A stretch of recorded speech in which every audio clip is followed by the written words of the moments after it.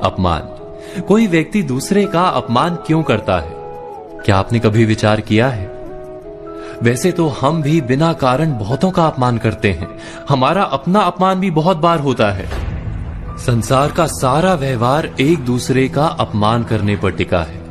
जैसे पति अपनी पत्नी का अपमान करता है, पिता अपनी संतानों का अपमान करता है, नौकरी देने वाला अपने नौकर का अपमान करता है, अर्थात जो भी बलवान है वो निर्बल का अपमान करता है। यदि हम शक्तिमान हैं तो अपमान के बदले में लड़ाई करते हैं, और यदि लड़ने की शक्ति नहीं होती तो हम अपमान सह लेते हैं, स्वयं को निर्बल और असहाय मान लेते हैं। हमें छोटे होने का एहसास होता है। ऐसा प्रतीत होता है जैसे हमारी आत्मा कुचली गई हो।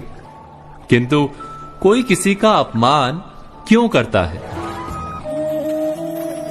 हम विचार कर रहे थे कि जब अपमान होता है तो मनुष्य को अपनी निर्बलता का एहसास होता है, और निर्बलता का बोध मनुष्य को कुचल देता है। वो अधिक से अधिक निर्बल बन जाता है, अत्याचार सहने की आदत सी पड़ जाती है, आत्मविश्वास का नाश हो जाता है।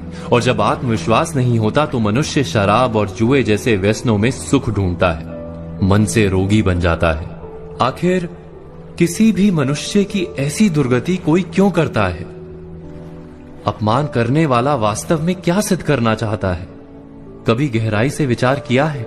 वास्तव में हम किसी का अपमान करते हैं उसकी निर्बलता सिद्ध करने के लिए, यह बताने के लिए कि हम अधिक शक्तिमान हैं। अर्थात वास्तव में अपमान करने वाला स्वयं अपने आप को शक्तिमान या बलवान सिद्ध करने का प्रयास कर रहा है।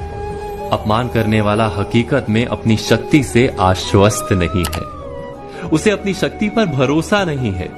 दूसरों को चुनौती देकर वो अपनी शक्ति पर विश्वास प्राप्त करने की कोशिश करता है।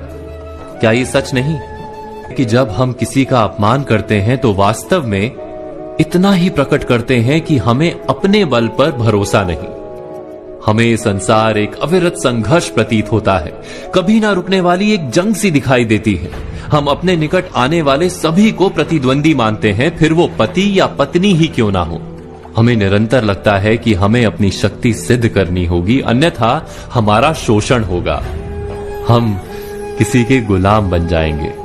किंतु क्या हमने कभी विचार किया है कि दूसरों को प्रतिद्वंदी अर्थात दुश्मन मानने के बदले कलीग मान लें, हमारी सहायता करने वाले सहयोगी मान लें, अर्थात दूसरे व्यक्ति को प्रेम करें तो उसका अपमान करना आवश्यक ही नहीं होगा।